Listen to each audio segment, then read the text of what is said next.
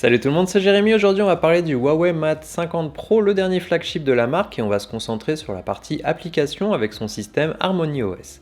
Comme vous le savez, ça fait quelques années maintenant que Huawei n'est plus autorisé à utiliser les services Google sur leur smartphone, et pour beaucoup, ça peut être un frein quand on est habitué à toute cette suite de logiciels, et au vu des capacités globales du téléphone, ça pourrait être dommage de passer à côté des autres fonctions qu'on ne retrouve pas ailleurs, notamment sur la partie photo, qu'on évoquera plus loin, car finalement, on peut trouver des alternatives pour avoir accès à ces applications. Alors au niveau de l'interface, il n'y a pas de gros changements par rapport à un système Android ou iOS. On va avoir sur la partie gauche toutes les notifications en glissant depuis le haut et sur la droite le panneau de contrôle. Ici on va avoir pas mal de choses classiques, baisser ou monter la luminosité, activer le Bluetooth, le NFC, le Wi-Fi, etc. On a quand même quelques icônes qu'on n'a pas l'habitude de voir et qui sont propres à Huawei. Par exemple la collaboration multi-écran qui ici permet de connecter le téléphone à une tablette pour partager des fichiers, accéder au contenu de l'un et de l'autre. On a aussi le Huawei Share pour partager des fichiers facilement et même un mode de projection sans fil que je peux vous montrer grâce à mon écran Huawei MateView et qui peut être bien pratique si vous voulez montrer quelque chose depuis votre smartphone à plusieurs personnes. Et sans écran Huawei, on a bien une sortie vidéo via le port USB-C. Une autre fonction intéressante avec Harmony OS et Huawei de façon générale, c'est qu'on a, comme je vous le disais, une sortie vidéo sur le téléphone ou en projection sans fil, mais on a aussi un mode bureau qui va vous permettre de l'utiliser comme finalement un ordinateur, et on peut même utiliser le téléphone comme pavé tactile, donc ça peut être assez intéressant pour pouvoir l'utiliser comme un petit remplacement d'un ordinateur si vous êtes en déplacement, quelque chose comme ça.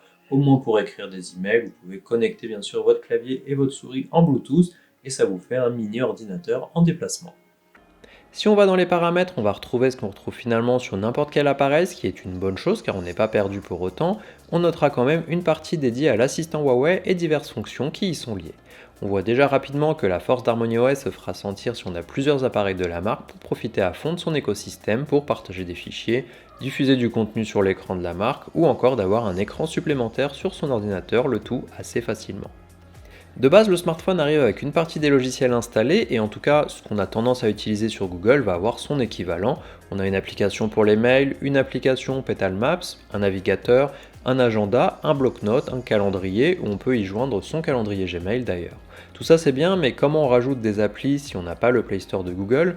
La manière la plus proche et simple, c'est d'utiliser l'application Huawei App Gallery, cela fonctionne comme n'importe quel store. On fait sa recherche et si l'application est disponible, on peut l'installer directement.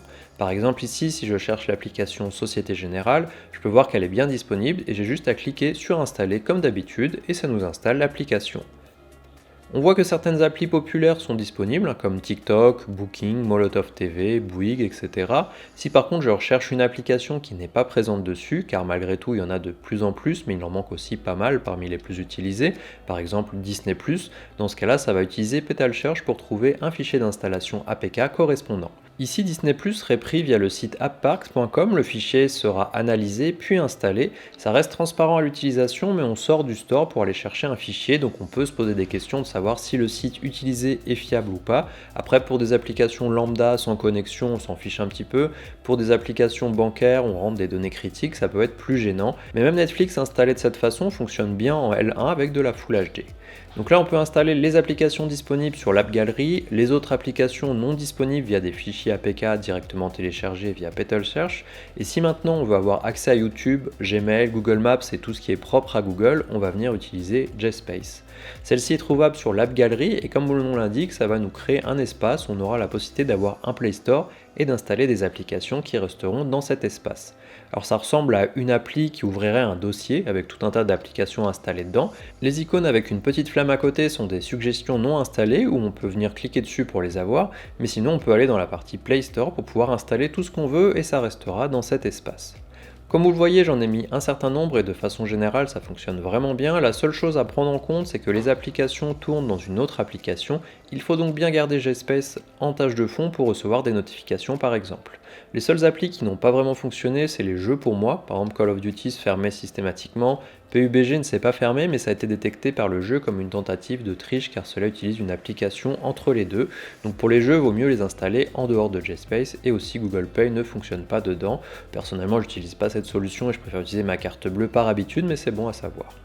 Donc comme vous le voyez, en fonction des applications utilisées, on trouve vite une façon d'y avoir accès, et c'est une bonne chose car ce téléphone dispose aussi de belles performances pour jouer au jeu. Je vous affiche quelques benchmarks au passage. On a un bel écran, une charge rapide et une partie photo qui apportent des choses qu'on ne voit pas forcément ailleurs, par exemple de la 4K sur chacun des capteurs, et surtout sur le capteur principal, on a la possibilité de choisir l'ouverture entre f1.4 et f4 mécaniquement. C'est pas quelque chose de très commun, c'est plutôt ce qu'on va avoir sur un appareil photo, et ça permet en fonction des cas de choisir soi-même ce qu'on souhaite pour avoir un peu plus de flou d'arrière-plan ou pas, et de ne pas se reposer que sur l'intelligence artificielle pour le faire, ou encore d'ouvrir complètement quand les conditions de luminosité sont faibles et de refermer quand on a trop de lumière, mais je vous reparlerai de ce point dans une seconde vidéo. Voilà, j'espère que cette vidéo vous a plu, dites-moi ce que vous pensez de ces autres méthodes pour installer a priori toutes les applications dont on pourrait avoir besoin, et si vous cherchez une tablette pour aller avec ce smartphone et profiter de l'écosystème Huawei, je vous remets mon test de la MatPad 11 juste ici, et on se voit dans la prochaine vidéo.